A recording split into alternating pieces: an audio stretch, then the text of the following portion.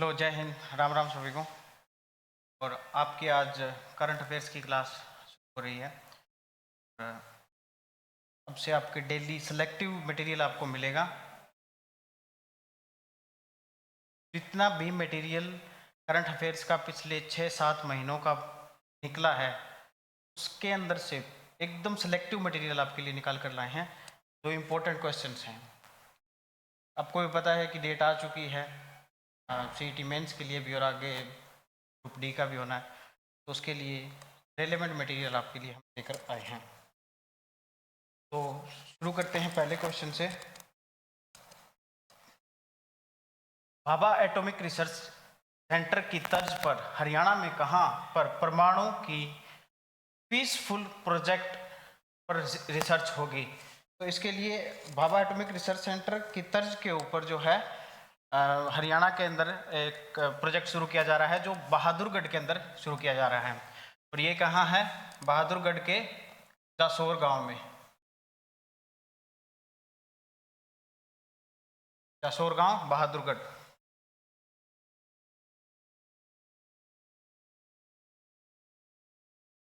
अब अगले क्वेश्चन पे चलते हैं। हरियाणा में प्रति लाख आबादी पर कितने पुलिस वाले हैं? हरियाणा में प्रति लाख आबादी के ऊपर कितने पुलिस वाले हैं? तो ये है 199, मतलब पूरे 200 भी नहीं है एक पे, क्योंकि सरकार भर्ती नहीं कर रही है। अच्छा, अगले क्वेश्चन पे चलते हैं। G20 एग्रीकल्चर वर्किंग ग्रुप की दूसरी मीटिंग कहां पर आयोजित की गई है? G20 एग्रीकल्चर वर्किंग ग्रुप की दूसरी मीटिंग कहां शुरू की गई है? तो ये दूसरी मीटिंग है, ये है चंडीगढ़ के अंदर। ये चंडीगढ़ के अंदर की गई थी। पहली मीटिंग का अगर पूछ ले, पहली मीटिंग का अगर पूछ ले तो इंदौर। सेकंड मीटिंग चंडीगढ़ में। और बात करते हैं थर्ड मीटिंग की, तो थर्ड मीटिंग कहां हुई थी? हैदराबाद।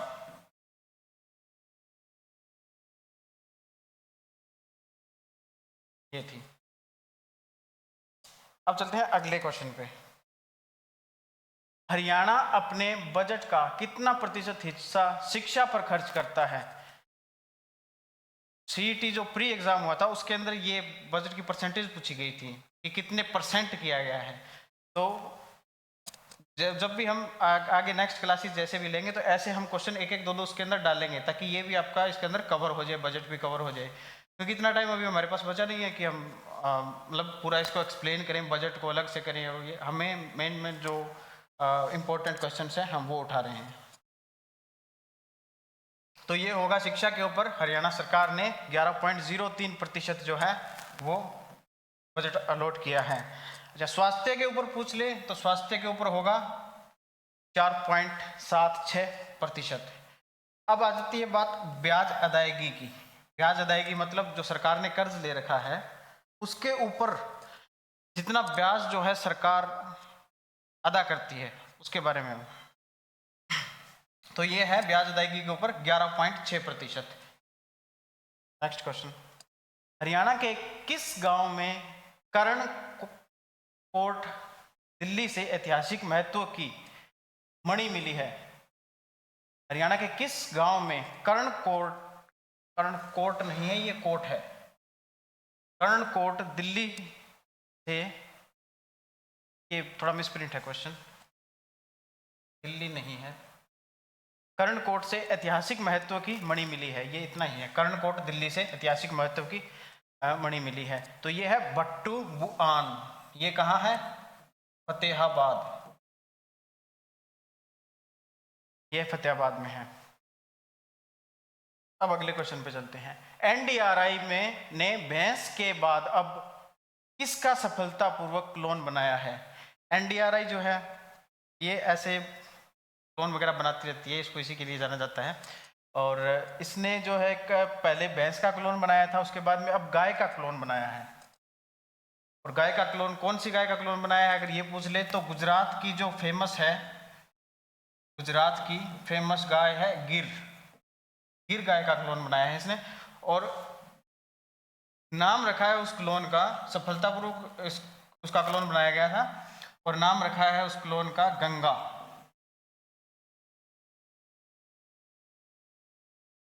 एनडीआरआई की अगर फुल फॉर्म पूछ ले तो नेशनल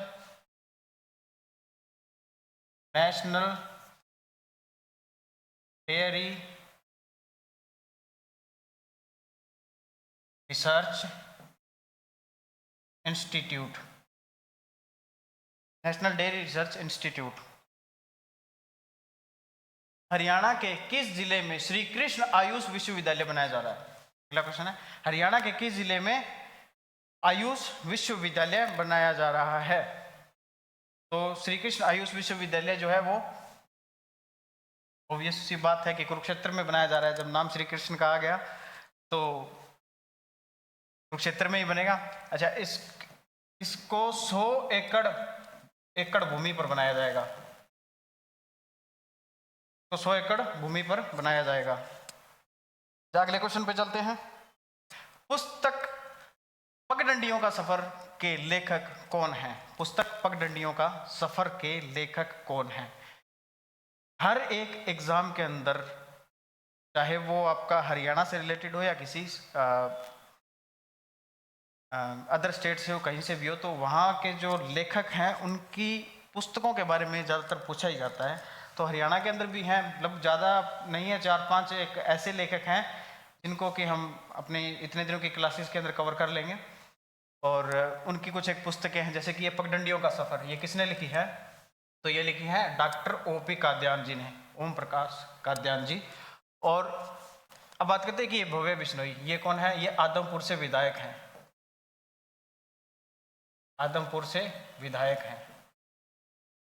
पिछले दिन उपचुनाव हुआ था जिसके अंदर भव्य बिश्नोई जो है वो बीजेपी से ये इलेक्शन लड़े थे और ये इनकी जीत हुई थी। ये हरियाणा, पहले इनकी पार्टी थी हरियाणा जनहित कांग्रेस, ठीक है, इनके पिताजी की कुलदीप बिश्नोई जी की।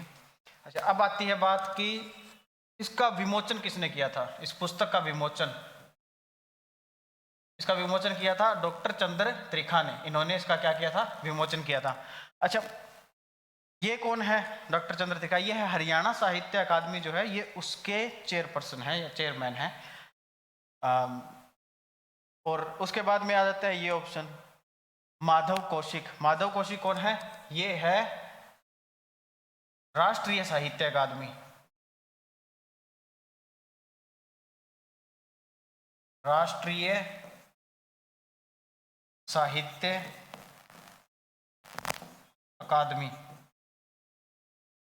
राष्ट्रीय साहित्य अकादमी के ये चेयरमैन हैं। अब अगले क्वेश्चन पे जाते हैं। अच्छा, ये याद रखने हैं, ये भी पूछ सकता है, ये भी पूछ सकता है, ये भी पूछ सकता है, ये तीनों इंपॉर्टेंट हैं, ये तीनों मोस्ट इंपॉर्टेंट है, माधव कौशिक, डॉक्टर चंद्र त्रिखा और डॉक्टर O.P. काद्यान।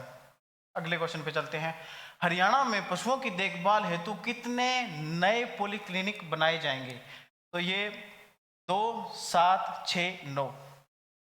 तो इसके अंदर 6 नए पॉलीक्लिनिक बनाए जाएंगे। इसकी जो है घोषणा कहाँ हुई थी? चरखी दादरी। इसकी घोषणा चरखी दादरी में हुई थी। किसने की थी? श्री मनोहर लाल जी खट्टर ने।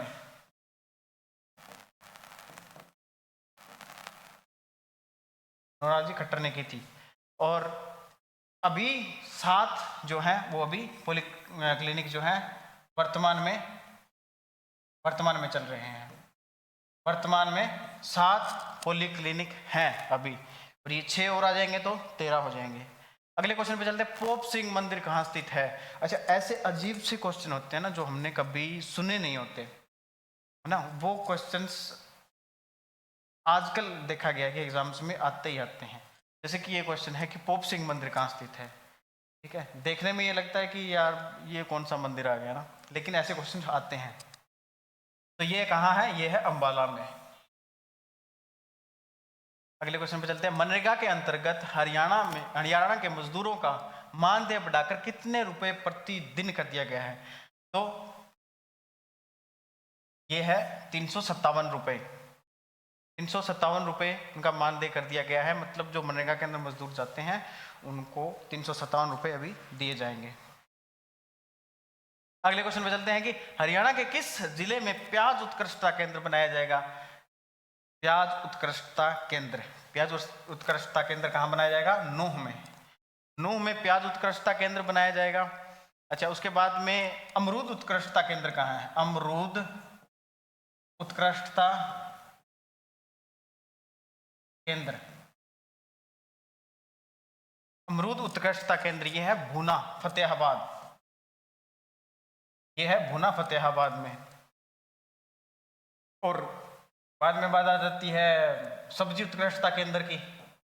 सब्जी उत्कृष्टता केंद्र करनाल में है। कहाँ पे? घरौंडा में। करनाल के घरौंडा में सब्जी उत्कृष्टता केंद्र। अब अगले क्वेश्चन पे चलते हैं कि अरावली ग्रीन प्रोजेक्ट की शुरुआत कहां पर की गई थी? अरावली ग्रीन प्रोजेक्ट की शुरुआत कहां पर की गई थी? तो काफी क्वेश्चंस ऐसे होते हैं जो लॉजिकल भी होते हैं। अभी जिनको थोड़ा बहुत ये मैप जो है, ये जिन्होंने समझा होगा किसी ने मैप को, तो वो इस क्वेश्चन को 1 मिनट में पहचान लेगा कि इस क्वेश्चन के अंदर ज़्यादा कोई साइंस लगाने की जरूरत ही नहीं है। ठीक है, तो अरावली, अरावली कहाँ कहाँ है? अपने हरियाणा के अंदर अरावली यमुनानगर में है? नहीं है। ठीक है, यमुनानगर में कौन सी है? यमुनानगर के कुछ हिस्से पे कौन सी है? शिवालिक। पंचकुला में भी यही है, शिवालिक। पंचकुला में भी शिवालिक है। और सिरसा में तो कोई पहाड़ी है ही नहीं, बालू के टीले हैं। और गुरुग्राम, गुरुग्राम के अंदर अरावली है। ठीक है, तो अरावली ग्रीन वॉल प्रोजेक्ट कहाँ पर शुरू किया गया? अच्छा, ये जो प्रोजेक्ट है ये गुरुग्राम में शुरू किया गया है। इसके अंतर्गत जो 5 किलोमीटर का जो एरिया होता है, जो अरावली जो पर्वत श्रृंखला उसके पास में होता है, उसको हरा भरा करने के लिए इसको प्रोजेक्ट को शुरू किया गया है कि उसके अंदर ग्रीनरी की जाएगी, पेड़ पौधे वगैरह लगाए जाएंगे इस प्रोजेक्ट के अंतर्गत। अच्छा, अब अगले क्वेश्चन पे चलते हैं कि ग्रीन पोर्ट और शिपिंग में भारत के पहले राष्ट्रीय उत्कृष्टता केंद्र का उद्घाटन कहाँ किया गया है? तो ये किया गया है गुरुग्राम में। गुरुग्राम में इसका उद्घाटन किया गया है। उद्घाटन इसका किया किसने था? इसका उद्घाटन किया था सर्बानंद सोनोवाल। इसका उद्घाटन किया था सर्बानंद सोनोवाल ने। ये कौन है? ये पोर्ट और शिपिंग मिनिस्ट्री जो है, इस मिनिस्ट्री के मंत्री हैं। ठीक है, अगले क्वेश्चन पे चलते हैं। हरियाणा के किस जिले में वंदे भारत ट्रेनें बनाई जाएंगी? ट्रेनें बनाई जाएंगी, ये बनाई जाएंगी सोनीपत में। ठीक है, और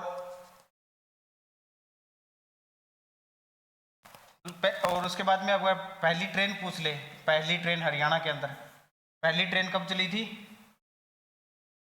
ये चली थी 1873 में।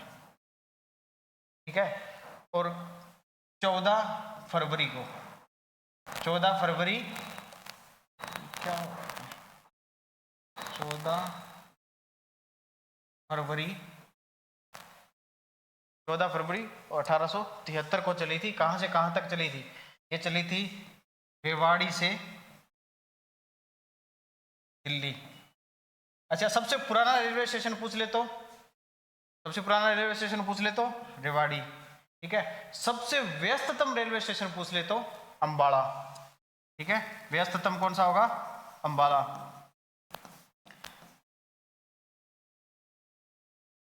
सबसे व्यस्ततम अंबाला होगा। अच्छा, अब अगले क्वेश्चन पे चलते हैं। बालसमंद सहित महिला कॉलेज का नाम किस पूर्व मुख्यमंत्री के नाम पर रखने की घोषणा की गई है? तो ये चौधरी भजनलाल जी के नाम पर रखने की घोषणा की गई है। बालसमंद ये है कहाँ? ये हिसार के अंदर पड़ता है। बालसमंद हिसार के अंदर पड़ता है। वहाँ के महिला कॉलेज का नाम स्वर्गीय चौधरी भजनलाल जी के नाम पर करने की घोषणा की गई। अब है प्रदेश का पहला अग्निशमन सेवा प्रशिक्षण केंद्र कहाँ पर स्थापित किया जाएगा? तो ये जींद के अंदर स्थापित किया जाएगा, सिरसा, हिसार, करनाल में नहीं, ये जींद के अंदर स्थापित किया जाएगा। अच्छा, हिसार की बात करें तो महाराजा अग्रसेन एयरपोर्ट, ठीक है, महाराजा अग्रसेन एयरपोर्ट। दूसरा ब्लूबर्ड झील, ब्लूबर्ड झील या लेक।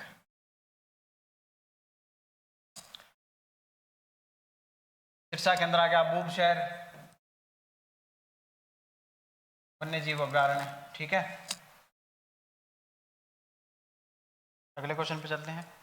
लिंगानुपात सुधार में पहला पुरस्कार किससे दिया गया था? लिंगानुपात सुधार में पहला पुरस्कार किस जिले को दिया गया था? तो पहला जो पुरस्कार था, इन्होंने लिंगानुपात में सुधार किया है, ये है फर्स्ट, इनको मिले थे 5 लाख रुपए। ये है अंबाला, ये आया था सेकंड, इसको 3 लाख मिले थे।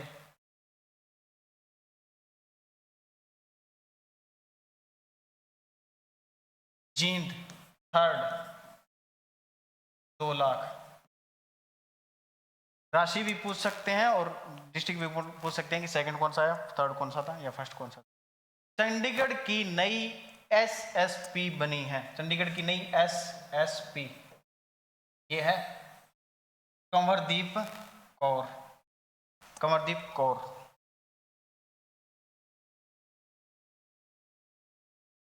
अब किस देश में चौथा गीता महोत्सव आयोजित किया गया था? किस देश में चौथा गीता महोत्सव आयोजित किया गया था? चौथा गीता महोत्सव कहाँ आयोजित किया गया था? ऑस्ट्रेलिया में, सॉरी किया जाएगा ऑस्ट्रेलिया के अंदर आयोजित किया जाएगा। उसके बाद में हरियाणा कृषि उद्योग निगम के चेयरमैन कौन बने हैं? तो ये बने हैं कुलदीप सिंह मुल्तानी। और जो सरदार सरदार निशांत सिंह है, ये इससे पहले थे, ये पूर्व थे, ठीक है।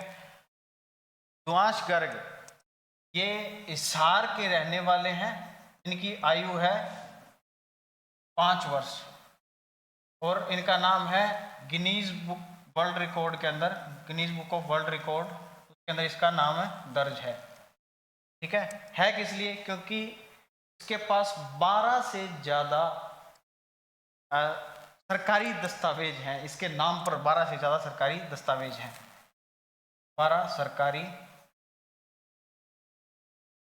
दस्तावेज। अगले क्वेश्चन पे चलते हैं। अच्छा, ये क्वेश्चंस अभी कंप्लीट हो गए हैं और अभी हम ये कुछ एक इम्पोर्टेंट फुल फॉर्म्स हैं जो करेंगे, जो अक्सर एग्जाम के अंदर पूछी जाती हैं, कि हरियाणा हकोका के बारे में बात करेंगे। 2016 के अंदर इसको संज्ञान में सरकार लेकर आई थी, इस कानून को, और पारित इसको करवाया गया था। अच्छा, हकोका है क्या? ये है Haryana control of organised crime act 2016, इसको पारित कर दिया गया है। इस एक्ट को राष्ट्रपति जी की मुहर इस एक्ट पे लग चुकी है। ये है किस लिए? तो ये है जो आवारा किस्म के लोग होते हैं, जो गैंग बनाकर चलते हैं, ठीक है, और वो बाद में बड़े क्राइम करने लग जाते हैं। पहले छोटे मोटे अपराध करते हैं, उसके बाद में उनकी गैंग, उनका गिरोह बनता रहता था। जैसे पुराने टाइम में डाकू वगैरह बनते थे वो अपना गिरोह जो इकट्ठा करते थे, तो वैसे ही आजकल भी है, आपको भी पता है गैंग वार हो रहे हैं। वो ज़्यादा डेवलप ना हो उसके लिए अलग से कानून जो है पारित किया गया है, इसको कहा गया है हकोका। अच्छा, उसके बाद में बात करते एक अभी पिछले दिनों चर्चा में रहा है रासुका। ये क्या है? रासुका है राष्ट्रीय सुरक्षा कानून, राष्ट्रीय सुरक्षा कानून। ये दो लोगों के कारण सबसे ज़्यादा चर्चा में रहा। एक का तो समझ में आता है कि चलो लग गया, दूसरे का लगभग किसी को समझ में नहीं आ रहा है कि क्यों लग गया। पहला था वो, क्या नाम है, जो पंजाब के अंदर पकड़ा गया था, अमृतपाल, उसके नाम पर, उसके ऊपर भी लगा रासुका, तब चर्चा में आया। दूसरा लगा था ये मनीष कश्यप जी के, जो पत्रकार है, द सन ऑफ बिहार करके, उनके ऊपर लगा था रासुका, राष्ट्रीय सुरक्षा कानून। अच्छा, अब आती है बात NSSO की। ये है national sample survey organisation. National sample survey organisation, इसकी स्थापना हुई थी 1950 में और हेडक्वार्टर कहाँ है इसका? दिल्ली। हेडक्वार्टर है इसका दिल्ली। उसके बाद में CIRB, central institute for research on buffaloes, ये कहाँ है? हिसार में। कहाँ है? हिसार में। अच्छा, एक है अश्व स्टालियन केंद्र, ये कहाँ है? फतेहाबाद में। ये फतेहाबाद के कौन सी जगह पे है? टोहाना। फतेहाबाद के टोहाना में है। हो गया कंप्लीट। ओके, ये क्लास आज यहीं स्थगित करते हैं और कल की क्लास के अंदर ऐसे ही आपको और बेहतरीन क्वेश्चंस आपके लिए लेकर आएंगे और काफ़ी सिलेक्टिव मटेरियल हम आपके लिए लेकर आएंगे, जो बहुत ही कम पढ़ना हो, जो ज़्यादा मोस्ट जो इम्पोर्टेंट क्वेश्चंस है वो आपके ये हम लेकर आएंगे। और तब तक के लिए नमस्कार, जय हिंद।